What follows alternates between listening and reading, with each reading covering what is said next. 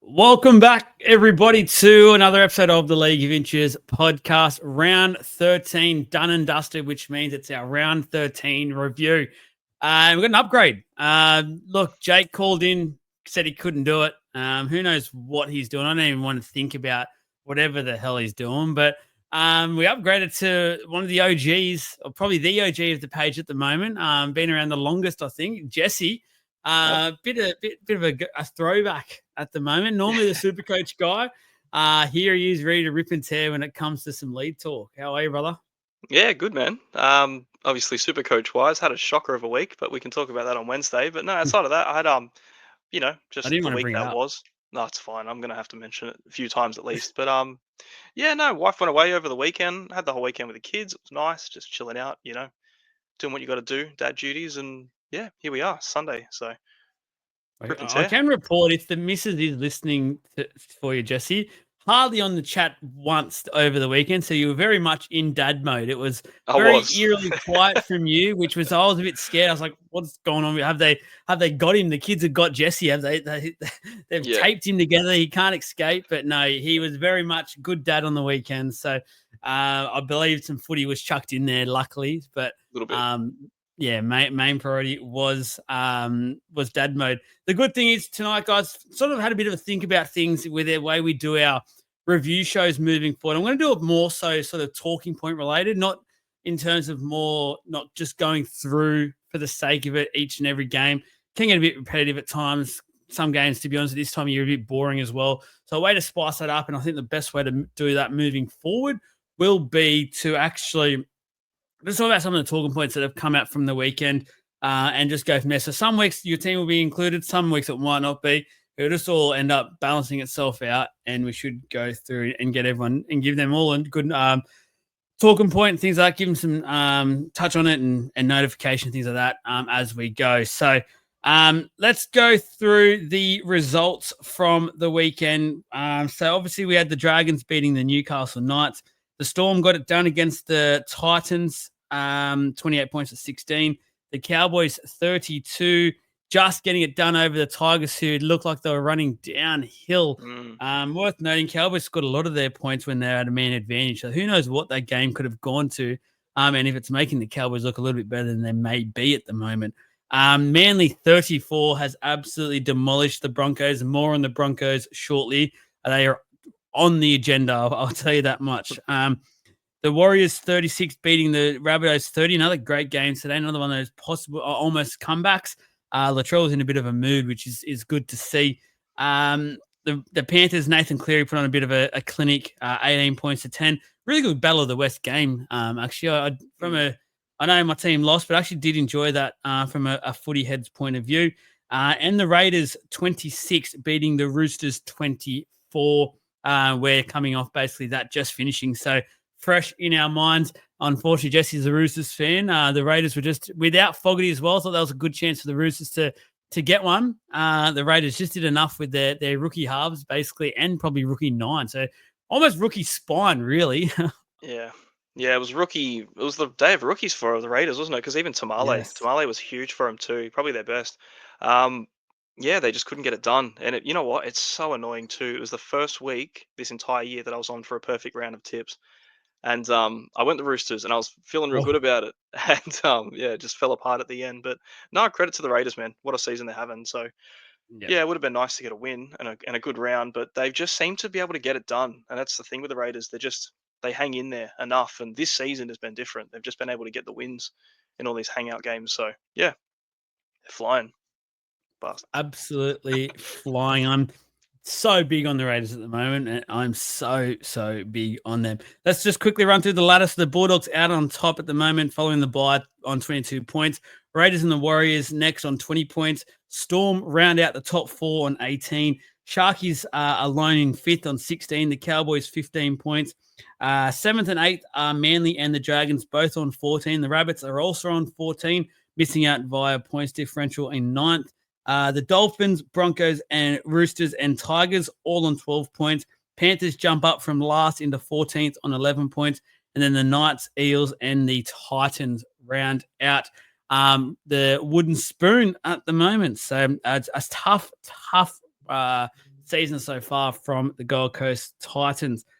Let's get straight into things. Let's go all the way back after that. The Friday night result, the Newcastle Knights, Adam O'Brien and the Newcastle Knights. That was, again, a horrible, horrible performance. A bit's been made to bit being said about his decision to not play Kalen Ponga as well. I thought that was an interesting one. He even mentioned after the game or before the game, I think, that Kalen would be pissed off with him for not choosing him. He was pissed off with him. An odd one because Ponga was fit. I think we've seen this weekend, majority of these players have prided themselves on backing up and doing something for their team. Very interesting call that if Ponga's saying, yep, I'm good to go, the coach has said no. In the position that the Knights are in, this is probably one of those games that they should have looked at on the calendar and gone, we're a chance to beat the Dragons, and didn't get it done. But Jesse, what are you thinking at the moment around the Knights, Adam O'Brien, and perhaps I guess to start with that Ponga situation, if you're saying he's fit, should it just be a simple thing of, okay, play him? Yeah, well, I guess going off last week, Sharp was very impressive at fullback. And, if there's any chance that Ponga's carrying anything even slight, maybe they just go, look, Sharp was really impressive and we can just back him in again this week and not take any chances. And I can see it, if there was no Mm. alternative fullback for him, Ponga would have definitely been playing, like hands down. I just think that Sharp has been impressive enough and been able to fill in that spot, just even so recently as last week, killed it. That was probably what made him go with that decision to not play Ponga. And realistically, too, like what difference is Ponga going to make this year? You know what I mean? Like it's not like he's been the difference maker. Like if anything, he's the one that's kind of shot him in the foot a little bit, a Yeah. few times here and there. So I suppose he's gone for the safer route. Avoid risk, avoid injury. Go with Sharp, who's in hot form and who just killed it. Again, it didn't work out for him, and it hasn't worked out for him at all, really, this year. There's been handfuls of games where the Knights have actually been able to play decent footy, and that's only in patches too in a game. So they still go missing even in the games that they've been decent at. But look, what are they sitting on now? They're on 12 points. They're 15th. And you just look 2 points Equal last. ahead, equal last. Yeah, again, equal last, but they're only 2 points away from the Panthers, who are on 11, Tigers, Roosters, Broncos, Dolphins. Like they're thereabouts, and they've been horrendous. To be fair, they've probably Mm. been on the eye test. They've been the worst team to watch. I'd say even the Titans have more flair than the Knights. They can score points. That's the difference. Like the Knights, they can defend well, whatever it is. It doesn't mean a lot if you're not scoring anything. And with no attacking outlet, Ponga not doing the job. Um, yeah, I just don't see where they go from here. Like they've done this for years. It's been 3 years that they've been struggling with Adam O'Brien, longer in general with him, but the last three have been noticeably bad. And then they just get saved by Ponga, and he gets another lifeline every year. It's not happening this year. And whether or not that's Ponga just going, I've had enough. I'm sick of saving this bloke. I'm not going to dig him out of the trench anymore. I don't know, but I don't think his time's left. Hey, I just think he's got nothing in the tank now. You can't salvage this season from him. So You can't. That's what I've kept sort of saying this whole month or so of football. The fact that the Knights are sort of saying about this $2 million thing or whatever it is, the amount it is. just pay it. Like it's not happening. It's not working. Why just continue? Like I've heard people say in the media and stuff, or the Knights are going to wait to see how the rest of the year goes and make a decision in the off season. Why wait that long? It's not going to happen. So why would you jeopardize from a club point of view, club management, a new coach coming in who can probably start ASAP, get ready for next year, which is obviously something that the Knights now need to do. Why would you risk Adam O'Brien being part of planning in terms of player signings and stuff for next year when he's a very high chance of not being there? Like, I just feel like it's a complete waste of time. It's a waste of the rest of their season. And for the Knights fans who continue to turn up, we keep seeing great numbers for their home games, which is awesome to see. It's basically treating them like shit, if I'm being honest, because they're there just supporting the club, supporting the team constantly. Why? I have no idea, because I think it's probably the hardest team to support in NRL at the moment. But they're not. Their club isn't like backing them either. They're just sort of sitting on their hands, and they've got this history at the moment. The Knights of just sitting around and just not reacting to anything whatsoever. And I'm not saying you should react to every single thing that happens in the club, but this, for mine, I feel like every Tom, Dick, and Harry has spoken about this over the last month or two, and can see even Knights fans that this is not working anymore.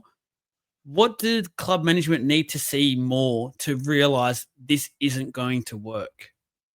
I don't know what the Knights have in their plan for the season ever going into a year. Like, what are they actually trying to achieve in a year? Is it to make the eight? Is that their aim? Their top benchmark, their top priority for O'Brien is to make the eight. It's like, well, that's not very ambitious considering you've got nearly 3 mil of your cap locked up in Ponga and Dylan Brown. Like, you should be Yeah. aiming higher than just making the eight, and it's not going to happen with him. Like, it's never going to happen with it. We can pretty much just lay it out there right now. If that's what they think they're going to go long term, and they say, look, we'll ride it out and we'll see how it goes. What are you waiting to see? How late a push in the eight the Knights can do every year? Like, I just it's one of those decisions they need to make. Well, they should have made it a long time ago, but they need to Mm, identify that this is a problem, this isn't going to work, and just pay the 2 mil that it's going to cost to get rid of him. You're going to lose yeah. more than that in the meantime, seriously. And if you're going to have all that money to spend on Dylan Brown to then put him into a team without a position, essentially, you've got enough to get rid of Adam O'Brien, build a plan, actually utilize Dylan Brown coming in because he's not going to be able to. He hasn't been able to sort a halves combination out for 3 years, and then you're going to get another 5'8". So it's like one, that's not a very good decision in general. But two, if you're going to leave it in the hands of him, he's not going to make the right one anyway. Mm, It'll probably be, who knows? It'll be a sharp brown combination, which probably will work in the right hands. I just don't think they're his. So It's it's a a lot. worry as well because I look from a Parramatta point of view. I look at Dylan Brown's game over the last month, and I reckon he's actually found some form. I know Parramatta fans are pretty critical of him. I actually feel like he's playing some of the best football he's played in quite a while.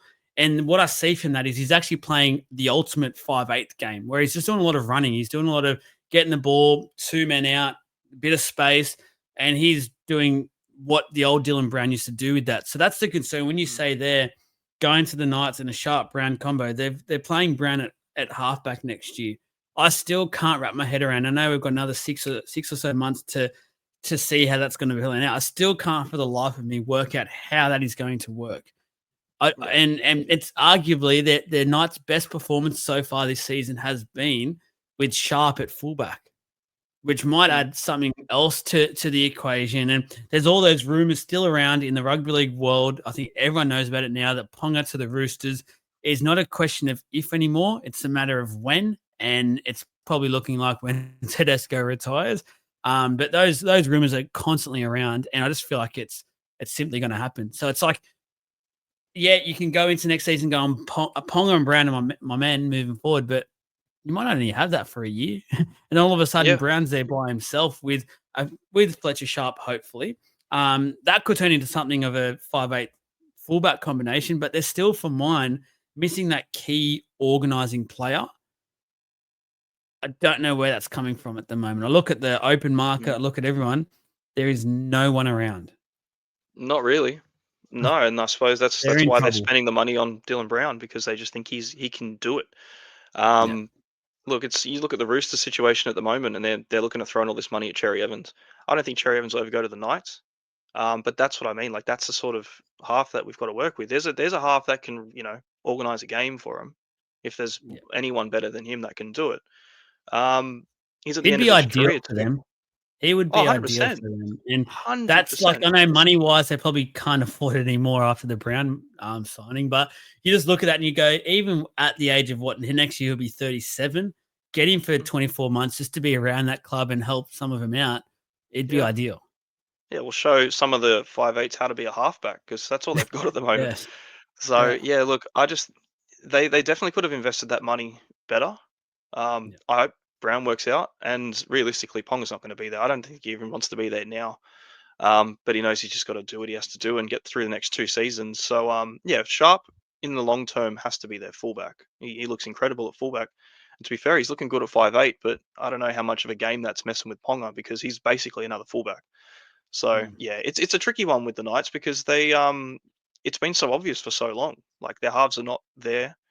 Their forward pack's getting more depleted every season.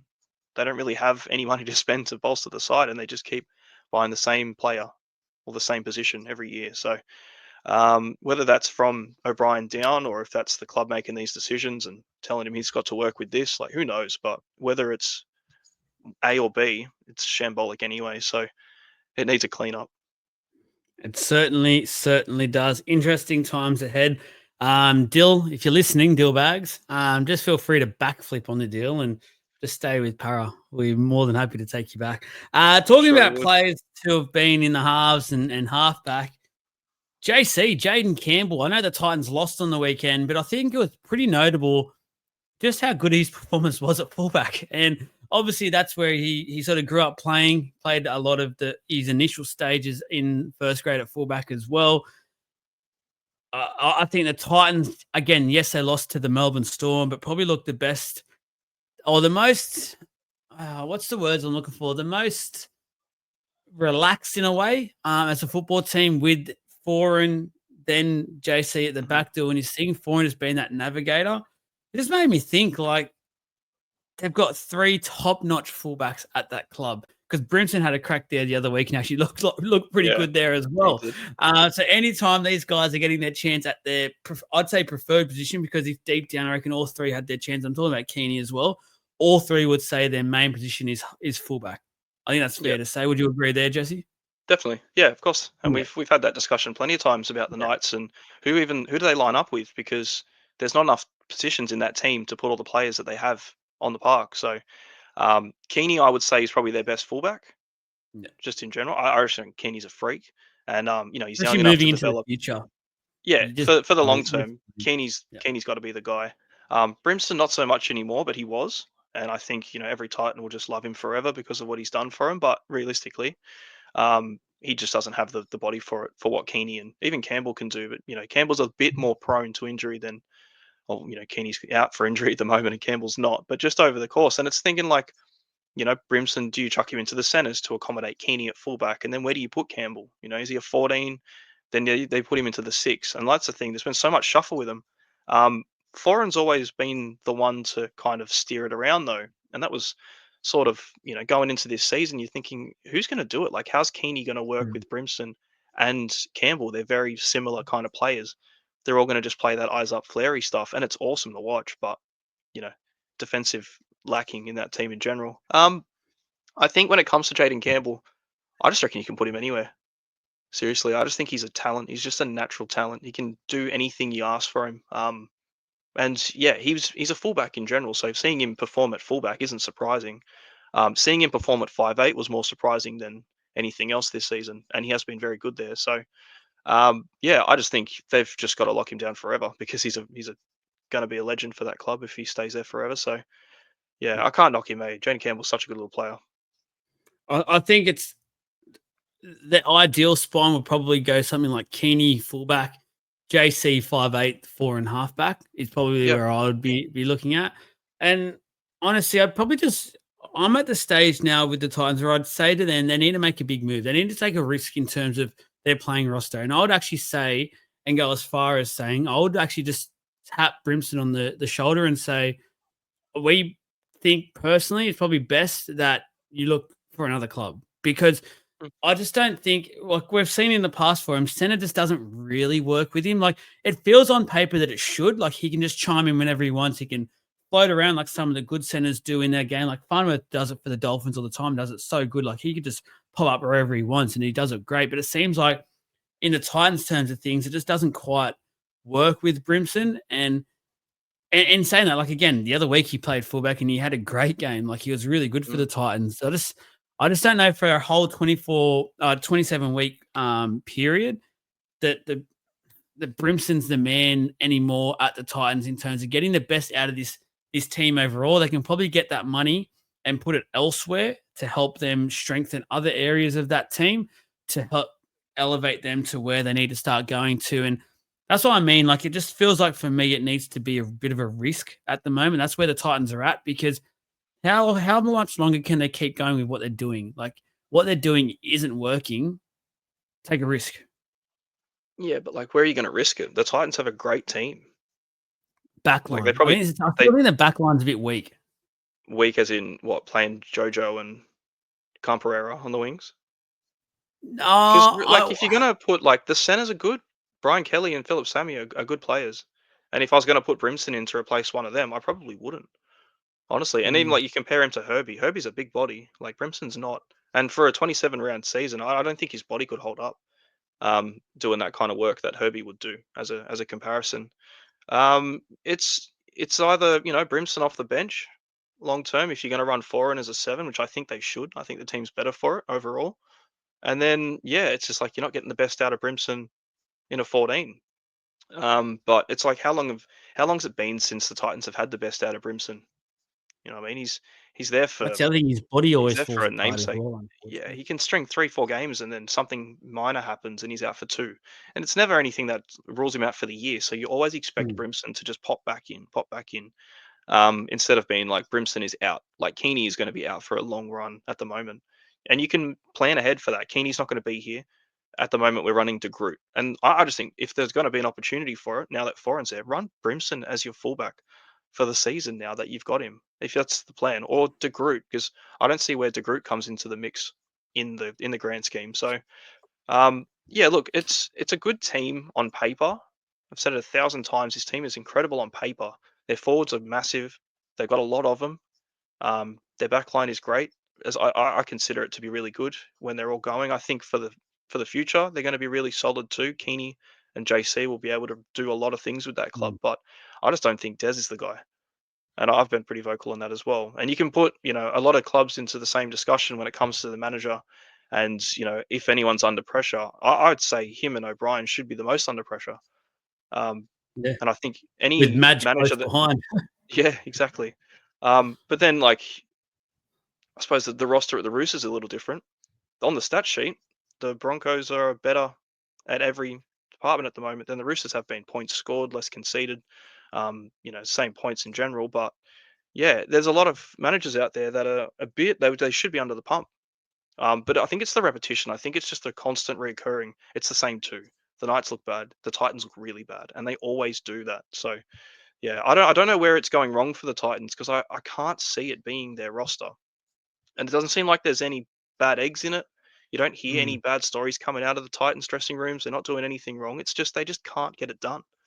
And it's like, Mm. where does that fall to? So It's an interesting one. The other thing as well, what I'd potentially look at doing with Brimson's money if they are to go down that path. Obviously, Foreign's only getting on in age. I don't think he'll be there post this year. I think he'll be done. And mm, I think that's why we're I think that's why we're seeing him so heavily in Fox League at the moment. He might be the new addition next year on that panel, which to be fair, I actually really enjoy listening to his post and pre-game thoughts, things like that. But that halfback spot, I know there's not much on the market at the moment, but at least that would free up some money to go after that organising sort of playmaker that they do need at the Titans. Because I think we've seen that Brimson Campbell partnership just doesn't work. So I don't want to see mm, them try that again, to be honest. yeah, If they can try and find an organising sort of player, I think that would be awesome and perfect for them. I think that would be what they need from next year moving forward. This year, yep, let Foreign do the job. But mm. from next year, I reckon that would be what they need. Yeah, well, I'm pretty sure Sexton's going to be looking for a club. I'm sure he'd be happy to go back. Well, there you go. Look out. Look There you out. go. You said it, not me. Yeah, it's on the cards. It has to be. Surely they've got to Imagine that. consider it.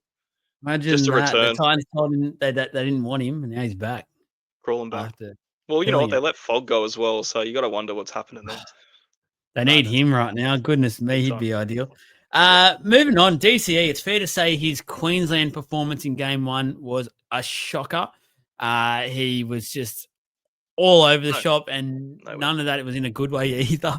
But he came back in the best way possible. I thought on the weekend against the Broncos Saturday night. Let him a courageous performance by Manly. They really put him to the sword.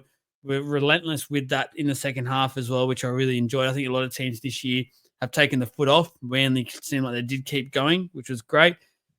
Does that mean, in your eyes, Jesse, he gets that Queensland 7 jersey back? Because there was rumours coming out yesterday morning, I believe, that there was talk Friday. There was a discussion had, I think, with Slater and the team, and they had earmarked the fact that DCE would be vacating that 7 jersey from next game. But maybe after what they've just seen on the weekend, DCE's got that jersey right back. If they're going to drop him because of one bad game to then reverse that because of one good game, I don't think it was ever on the cards, personally. Mm, I think it was a bit of a pipe dream expecting Cherry Evans to get dropped for game two. He should be, because it was a bad performance, but it's a very un-Queensland like thing to do, to drop your halfback after one bad game. So I didn't expect it to ever happen. Dearden's been very good. He's the next man up, but realistically too, it's probably Cherry Evans' last state of origin.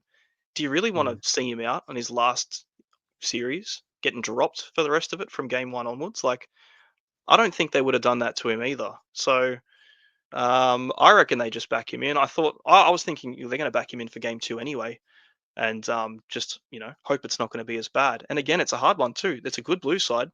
It's a good team. It can make another team look shit, or shitter than as expected. I Yeah. expected the Blues to win. Whether or not it's going to make Queensland look like a bunch of rookies, I don't. That was surprising as well, and I enjoyed that. But I think, I don't think they're going to do anything as hasty as drop the half. If they do, I'll be very surprised, and I'll be like, oh, it's ballsy, and it kind of needed to happen. And I think going forward, it's the right decision, but I don't Mhm. think it'll happen this year. I'd I'd give DCE the ultimatum. I'd just say, look, your Origin future's in your own hands for game two. You get us the win. You get to take us to game three and potentially lead Queensland to victory in a series win. We then discuss post that if you really are up to it moving forward, which I'd probably say the answer is no. We didn't, just literally waiting in the wings and seeming to be the guy to go to. Um, I think it'd be incredibly harsh and not the Queensland spirit, as they famously say, to drop him after that. I think being your captain, being the captain for so long, he's led this new era of Maroons, basically, led with that series that they shouldn't have won, that they did. I think he deserves one more crack. Let him go out on his terms. Just look, if they lose, that's it. No worries. I understand it. But at least let him have this last series to go out and do whatever he can do. I think he's done enough for the Queensland team to at least warrant that. I feel like Yeah, so. I agree. Yeah. Yeah, definitely. Um, talking about that though, he led a victory against a Broncos team that was extremely poor. I know they had a couple of their big boys backing up, their two main guys, Payne Haas and Paddy Carrigan. I'm not going to use that as an excuse though, because I think once again they both actually did their job quite well on the Yeah. weekend, and it wasn't by their efforts that they didn't get this. Like I think Manly's last try, Payne Haas was the one that was chasing, which sums up what Mm. Payne Haas was doing that game. Like it was just ridiculous, absolutely ridiculous. And if, again, I'd be embarrassed if I was one of those other players in that team right now, not putting in half of the effort that someone like Payne Haas is putting in week to week. I want to take this a little before we crack in right into the Broncos. I want to take you into a little bit that was said in the post-match presser that I listened to, and it was both Reno and Madge both sort of suggesting that their team is right there. It just needs like a little moment to change things, and I think that is an absolute cop out because I don't know what they're watching, but from what I'm watching, from the start of the year to now, the Broncos are in free fall. It's I think they've lost now 7 out of 8 games, which is just unheard of for a Broncos team. And there's a few reasons why I believe this is happening, and I don't know if I'm going down the right path here. And I know Jesse will hit me up on it if I'm not. But I actually want to take this right back to the Ezra Mam situation when it happened originally, and I think that was a great moment for this boys' club that's clearly in play at the Broncos at the moment to be split up, to draw a line in the sand of this club and take a very harsh stance. I think the way they dealt with this whole situation was putrid and low from the Broncos club itself. The timing of it, when all the key media personnel had gone on holidays, I think it was literally days out from Christmas and that. So it's probably the last thing on anyone's mind. They released all the statements and stuff around it. I feel like that the writing was on the wall. Like we just seen what happened with Marty Tapau, and no one can tell me what he did was anywhere near what Mm. Ezra Mam did. Yet they so easily got rid of him and sacked him. That's what they did, sacked him. Don't let way they word things change that. That for mine was the moment where Madge had just come in. Madge is known as a hard ass coach. Everyone knows that now, and that's why they've got him in to coach the Broncos now, to manage this club, because they've said from last year's performance, we need this style of coach. Whether it was Madge or someone above him has come down and said, we can't do this with Ezra, we can't get rid of him. they've, for mine, stuffed up, and they've allowed something that should have been punished to basically go unscathed, in my opinion. I think 9 weeks was weak for what it should have been. And I just think it sets the precedence. And looking back on things now, I actually tipped the Broncos to be in that top 4 battle at the start of this year. I thought they'd be right thereabouts. Madge would be perfect. But it just feels like, and I'm going to put this more onto maybe club management, lesser Madge. But from so far, what I've seen at the last, since Madge has been in there as coach, it's all over the shop, Jesse. Like, it just doesn't really seem to match up with what they're trying to instill there. I just don't think they've really given him the chance to do it. I think you're right about it had to have been from higher up. If it was a Madge call, you would have expected to have been like, pack your bags. This isn't even a discussion. We're not doing this. NRL can suspend him for 9 or 11 rounds or whatever it was. They can, they can sanction that all day long for another club, and he can serve his suspension out somewhere else. And then it would have been a good principle to set. Sorry, the Dogs did it with Josh Adokar at the end of last year. They said, this isn't what our culture is about. See you later. So the Broncos could have easily done that, and they chose not to. Yeah, and if that's the whole thing about the Broncos, and it seems like it is, and it has been their issue, is a culture thing. Good way to fix it up and clean up. Set a standard. This is it now. Like, he really messed up, and he's paid the price for it. And we're not going to stand for this sort of shit anymore. Fair enough. And I think they would have got a better response out of him. And the players, the players in that team, obviously they're still going to be the same players from round 1 to round 13 just gone. But the mentality surely would have been different. It would have been like, we're working for Madge under this one. We're going to listen to him. We're going to respect him. If he can't even get that decision made himself, and someone else is pulling the strings behind him, what choice? What chance does he have to try and change the way things are going there? Because it's the same stuff. And then you look at individual performances. Man was shit.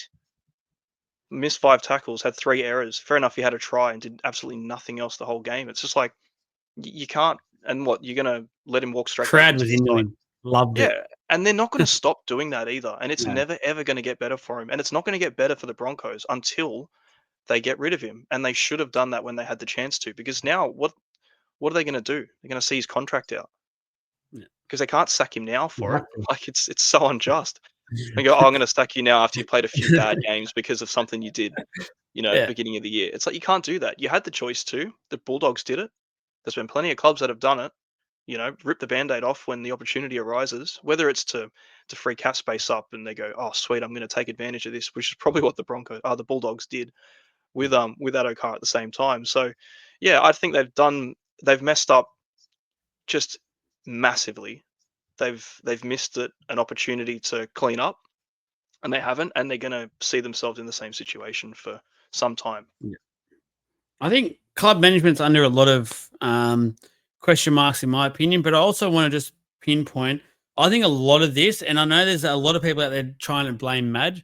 I'm actually not on that side of the fence. I'm actually on the other side where it says I'm going to start questioning the playing group here, because I've had a couple of discussions over people with the messages page the last few days about this, and after I put the post up yesterday, and they were suggesting to me, oh, it's Madge. It's purely Madge. Like that's it. I said to them, but hang on, you just sacked a coach last year for similar sort of reasons, and the similar sort of playing group was there, exactly the same playing group, apart from the fact that it's probably stronger this year with Ben Hunt added to the mix. And they're producing nothing once again. Like, I'm just at the stage now. I think, and I'll just call it out and say, I think there's a few spoiled brats in this team, in this club. And I think that they need some tough love. They're not reacting to it. We've heard leaks come out about it over the last month or so. No surprises whatsoever. But to be fair, I just get to the point where these players need to go. And I don't care how good these players are, whether they're your Reece Walshes, whether they're your Selwyn Cobbos, whether they're some of your squad members, 28, 29, 30, whoever it is whinging and moaning like this, see you later. Like, the club has to be bigger than these personnel. And that's where I think the Broncos have taken a few steps back at the moment, where it feels like now some of these players are bigger than the club. And the Broncos, from what I remember them for growing up and stuff, they're all these powerhouse. Like, you look at the Broncos now, they're almost like the way they're going this year, they're the laughing stock, because everyone knows if you look at what they're capable of, the money, the club, everything they've got at their hands to be putting in this sort of effort, is embarrassing. And I just think a lot of it has to do with this playing group. I'm not in the Mm. Madge camp at the moment. I'm more in the fact that this playing group, apart from the likes of Haas, Carrigan, who are putting in, week out, we've said this all year. What are the rest doing? Yeah, it's like the Broncos are the Manchester United of the NRL. Oh, don't mention it, please.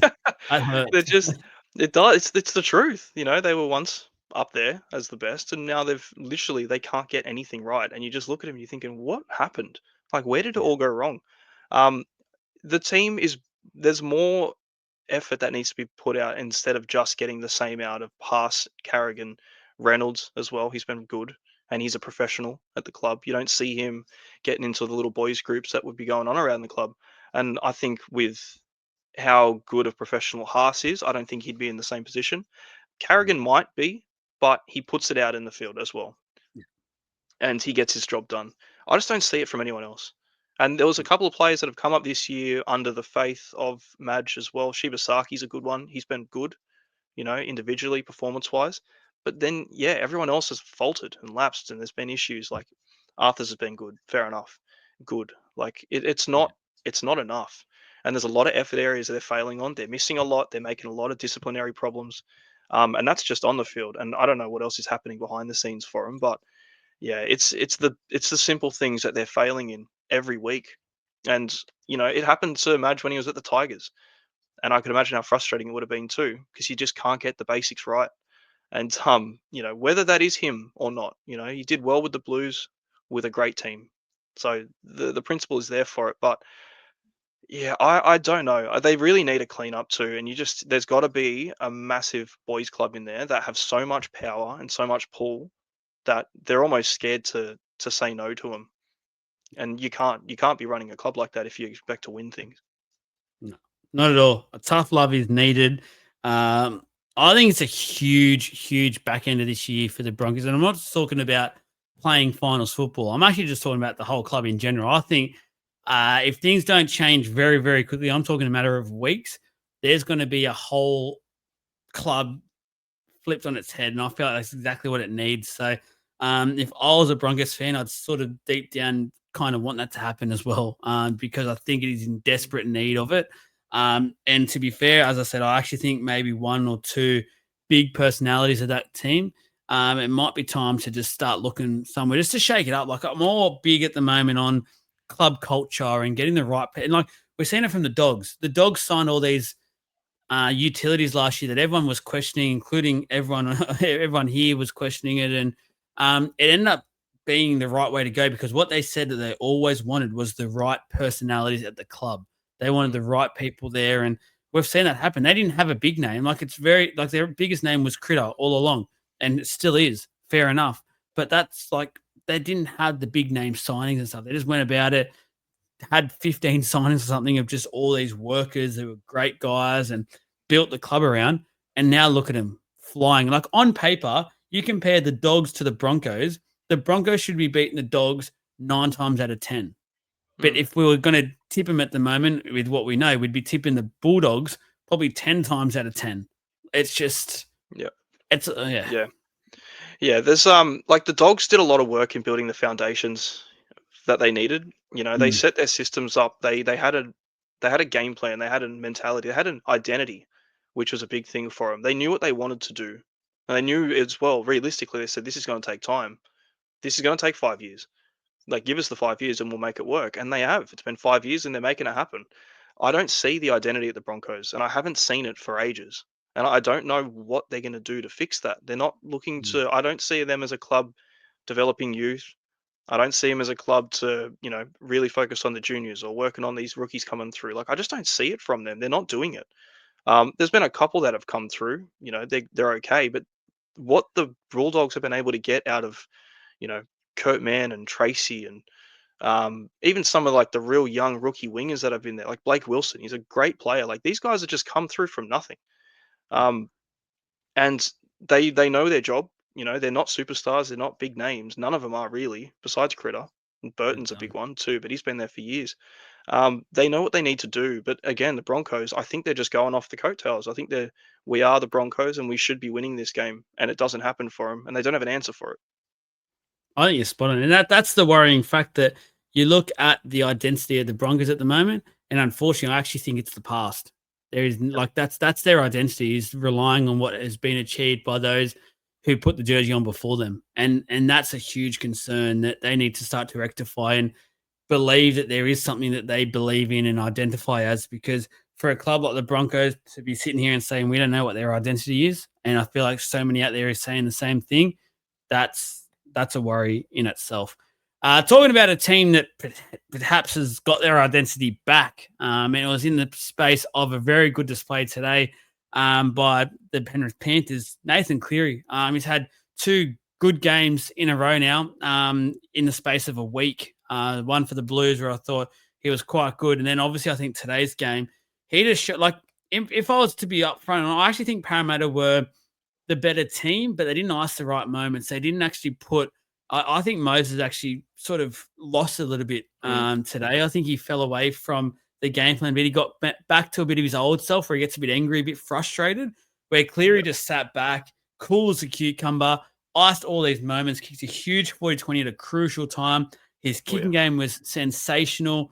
He continued to run the ball quite a bit. Tackling was awesome. He was just sort of back to that Cleary of old, and love to see it from a football fan's point of view. I think it's something that we all want to see. It was basically today, it felt like for me, he knew he was up against his Blues teammate, Blues mate that he's probably spent most of the last 2 weeks around, funnily enough. They versed each other today, and he just said, look, I'll teach you a thing or two about ice in this game at the moment. And knew that this was a huge must-win game for Penrith and got it done. It was a Cleary masterclass, Jesse. Yeah, it was. It's so good to see him too. He's by far and away the best, isn't he? He's best halfback in the league. He's best player in the league at the moment too. Like he's a freak, man. I don't think Cleary's really individually. I don't think he's been the problem at the Panthers. The Panthers got bigger problems at the moment. I think it's just the last 5 years have taken their toll, and it's finally caught up to them. And they're human, which is fair enough. You know, you can't expect them to keep this going on What? forever. What? They can lose? I don't look, it's Or not a I machine. I don't expect them to be last, you know what I mean? Like, that was surprising from going into this week, they were last. I didn't expect that out of them, and, yeah, I think, like, they will. I don't know if they'll make the 8, but I think they'll come good in a way. They'll definitely get better. Like, they've had their issues. Defensively, their team's been all over the shop. They've had a lot of outs. They still have the same problems in their team. I think the centers, Sungo in particular, Yeah. their second row has been all over the place. So it's finally catching up. But Cleary himself, like, when he's on, there's just nothing you can really do to beat it. The Eels have been getting better too. The last few weeks, they've actually been going pretty good, and obviously Moses being back and Lomax too. Like, it's a massive ins for them. It was a hard ask for the Eels in general to try and get a result out of this game. Even going into this Battle of the West, it's always a big one. Like, they both turn up for it. I don't think the Panthers have ever had an easy win against the Eels in recent times, because they always seem to go up a few notches, the Eels. But it was a gutsy performance for them. You know, it's one that they'll look at and go, we did a lot of things right, um, and just didn't get the result. Where they've gone into other games and just literally shit the bed, lost, and you take nothing from that game. I think they've got a lot to take from that game, and Yeah. I think they can build off it. So they're going to be good. I just think, yeah, Moses didn't have his best one. He was complaining a lot to the referee, a lot on pretty much every single call, but he does that occasionally. It And used to to be his Duff own though. players.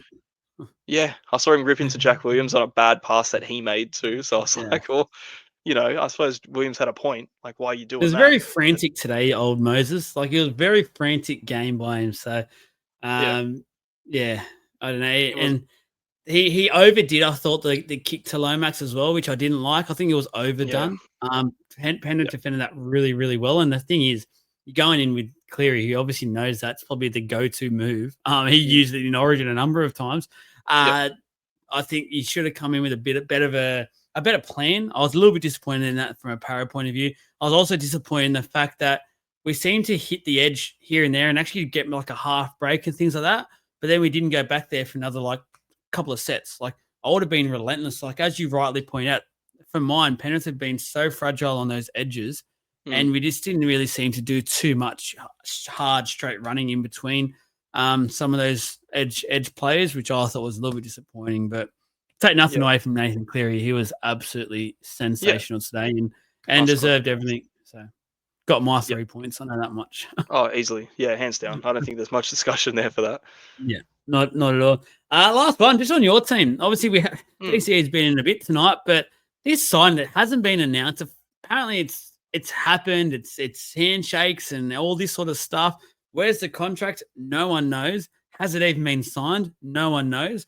I know the Roosters ended up losing tonight, but I'll just say this. Actually, Jesse, I'll ask you first before I put this in. As a Rooster, as the diehard Roosters fan of this page, do you think your club for next year, and apparently it's for the year after as well, needs DCE to, win the comp? To win the comp, it definitely help. I'll be honest. To win the comp, yeah. That's the reason they're doing it. Don't. Yeah, and that's why they got Cronk to win the comp. They probably didn't need him in general, but they got him and they won the comp twice. Fantastic. I think with someone like Cherry Evans, yes. I think with what the Roosters have at the moment, I don't think it's worth getting him to win the comp next year. I think if they persist and they stick with what they've got, they will win a lot more comps going forward. And the risk that they'll have getting Cherry Evans in is they'll probably lose one of Sandon, they'll lose Walker, they'll lose Savala, and Sandon you know what? good in blue and gold. No, you look at anything at the moment. I just think it's not worth it in the grand scheme. Like you can see other clubs that have done this, and they go, look, we'll spend the big money, and they'll have to sacrifice something. And I think that they've got a really good thing happening at the moment. Walker's going to be there for the long term. He's got to be their plans, and they gave him the keys. You know what I mean? Like he's the guy. And then it was always who's his partner because he didn't really get on with Cleary well. It's like, well, Sandon's been fantastic. And now Savala's come in out of nowhere. And I just don't think there's any half in that club that can do what Savala can do with his boot. And I think it's vital for what they need as a combination of halves. So, you know, Walker's got the amazing short little chip game. He's got the eyes up stuff. Like he's just what he sees is what he does, and it's incredible. And they need that. And I don't think there's many better players that can do what Sam Walker can do in the halves for what his game's catered for. I just think when it comes to management and long kicking, which is vital, you know, you look at the Eels, you look at the Panthers with Cleary's way and Cherry Evans, Fogarty, like these big kicking halves that can really get your team on the front. They're so important. And Savala is so impressive with that and so raw still too. Someone's going to take advantage of that, get him for nothing, and he's going to develop into just this freak. And you're going to look at Cherry Evans in 2 years' time, who's leaving, going far out. I wish we had Savala, who's flying at the moment. You know, you let him go. And you can talk about the clubs that have let halves go that weren't performing at the time. Like we mentioned it twice before with the Titans. They let Fogarty and Sexton go. Fogarty is killing it this year. Was he going to do it there? Probably not. So, you know, we'll see what happens over the long term. But to win a comp in the very short term, immediate, yeah, I think, Cherry Evans is a good one for next year. Right now, with what they've got going forward, I think it's a horrible idea. The hard thing is, like you mentioned before, like Havale and Sandon Smith are not playing bad football. Like they don't deserve to be either shopped around, moved clubs, things like that. Like that's the crazy thing about all this. And I don't think Cherry Evans will come that cheap either. Like I think he'll actually come at decent money. I think it'll be like 7, 8 maybe for Cherry. Like I don't think he's coming for bottom dollar. I don't think the NRL will allow that. Unfortunately for the Roosters, because they'd probably love to get him for a 4 or 500 and a couple of third parties coming at you. But I just feel like, especially with Sam Walker about to be back into this team, only a matter of weeks away. We've seen before his injury how he just, for mine, had finally stepped up last year after everything had happened sort of with him sort of always with Cleary and not working out who was the dominant player. I felt like last year was finally the time where they went, you know what, Sammy, this is your team. Take over. Cleary was sort of said to him, you know what, I'm happy for you to take over the reign. Now I just feel like it's a bit of a slap in the face if he then turns around and now has to sit behind Cherry Evans for 2 years, where I do think he's ready to go. And I actually think the Roosters can actually win the comp over the next couple of years with a halves pairing of Walker and Sandon Smith. If the signing of Cherry Evans means Sandon Smith is on the move, which has been rumours the last week or Not so, worth which it. could be the case, I would not be doing it. I would be putting at the moment, as crazy as it might sound to some, I'd be putting Sandon Smith above Cherry Evans in terms of who I'd prioritise at my club if I was the Roosters. I think Sandon's shown over the last 12 months or so, when given the chances, he's good enough and he's only getting better. Mm. I couldn't Yeah. do it. I would. I know if it's not signed, I'd be going to DCE. If I was the Roosters, I'd be going, mate. At this time when this first happened, it seemed like a really good idea. But even you've probably seen with your own eyes how good these halves pairings are actually going for us. Mm. We're about to get our main guy come back as well. This isn't working for us. Like you're about to say, Savala's probably on 200, if that. He's probably If on that. 150. Yeah. And he's probably on that now for another year or two at least. He'll probably have to deserve an upgrade, surely, but it won't be anything near what Cherry Evans will be on. And for the benefit of the club as well, for the future, keeping Yep. that happening seems the best case for me as well. Mm. Hands down. Yeah, I think they have to identify that too. Like the Roosters aren't silly with their recruitment on that side. Yeah. Like they are ruthless with it. They saw Fafita, they just rug pulled him. You're not into it? No, sorry. I think they're smarter than that. They're not going to go in and just go, yeah, sweet, we'll just throw $1 million at Cherry Evans for a year or 2 years, whatever it's going to be, at the expense of what they've got at the moment, which Yeah. can become something really good. And to be fair, like, it's not like it's a guaranteed comp too. Like Cherry Evans hasn't been able No, to it's do it not. for Manly. You know what I mean? And Like, that's the thing. When you compare, I know like people are comparing this with the Cronk signing you guys made. I would say Cherry Evans Kronk's with Cronk at the moment. Cronk is up there. yeah, CCE is like down there. Like I wouldn't be comparing these two for apples and apples. This is an apples and oranges sort of yeah. comparison, in That my opinion. Like with Cronk, I think everyone in their right mind thought, all right, that's getting the Roosters home. I actually don't think next year, even with Cherry Evans, I don't think the Roosters would be premiership favourites. I don't think they'd be in the top maybe 2 or 3 teams. Like the way yeah, the Raiders are playing at the moment, they're a good young side. I think they'll be even better next year. Yes, I know no Fogarty, but we've just seen today how Ethan Sanders is going to step up and potentially be that guy. Got some great young players who'll just have another year of experience. You got the Storm will be thereabouts again next year. They're not really looking like they're going to lose any players yet. There's a couple of teams there. The Warriors are doing some great things with, again, some good young talent. Like it's not a foregone conclusion that if you got Cherry Evans next year, oh, let's just all bow down and it's the Roosters comp. Like I don't see mm, it. yeah. Well, like look at the Manly roster compared to the Roosters at the moment, and you'd pretty much say, Mm. if the Manly's not better, it's not far off, or they're even, and he's not It's that doing it with par, them. yeah, that par. I'd I say think they're on the par. Manly forwards hurt him a little bit. I think the Roosters pack's better. Yeah, exactly. But the Roosters pack's been a bit ripped and shred and everything else Mm. this year at the same time too. So, and as well, when the Cronk signing happened, the Roosters had a freaking world beater team. You know what I Yeah. mean? There's a good chance they would have won it anyway. Um, with the team that they had, obviously Cronk coming in was the cherry on top, and it was pretty much a short thing. So, yeah, I don't think I don't think it's expected for them to sign him and go, cool. There's a guaranteed comp coming because it's definitely not going to happen. Yeah. There's more that the Roosters need than just getting Jerry Evans in a position that they're actually doing really good in. Like their halves have been solid. You can't fault them. And you're looking at the three. You're thinking Sam Walker's coming into the mix at the moment. Between Smith and Savala, it's almost a discussion of which one of these two do you have to take out? Because at the Yes. moment, I don't want to take any of them out. And you have to because Sam Walker's got to come in. And then you introduce Cherry Evans and you go, now I've got to take another guy out. So the good chance that the two that you have starting are not the two that are currently killing it. Well, I say Yeah. killing it, but performing very, very well for what's expected of them. It's not fair for them, and they would be very quickly looking elsewhere. And I just think for the long term, they cannot make that decision. They can't get Cherry Evans in for that. They have to look longer than that. They sacrificed, they almost written off this year as Mm. a recruitment way because they've let all these players go. They obviously got a lot of money they're sitting on, and it's almost like they want to spend it.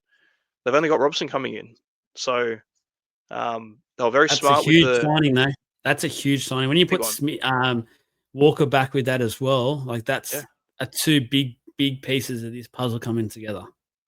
yeah, it's massive, and they're filling the key positions that they need, and they're gonna waste a lot of that getting in Cherry Evans at Mm. well, past his best, well past his best when you've got players coming into it. So Yeah. yeah, I agree. I agree. Let us know in the comments what you think, obviously, about everything we've spoken about tonight as well. if you're a Roosters fan out there, what you would do with DCE. As always, remember, like, subscribe, all that jazz, wherever you're listening, watching, all the social media pages, things like that. A little quick plug for that as well. This week is a huge week for the page in terms of mid-season reviews, posts. We're going to be bombarding you with that much content, and it is ridiculous. So get around it. We'll be doing every single team in depth, plenty to see, discuss, all that sort of jazz. Make sure you're liking, commenting, sharing as well if it's from your team, things like that. Jesse, we got through it. Well done, brother. Love talking bit of footy with yourself. It was like the old days once again. And yeah, well done to the Roosters on a great loss tonight. Yeah, I won't say too much, but Super Coach, we'll be very keen to talk Super Coach Tuesday night, and then the live show Wednesday as well. Thank you, everyone, and enjoy.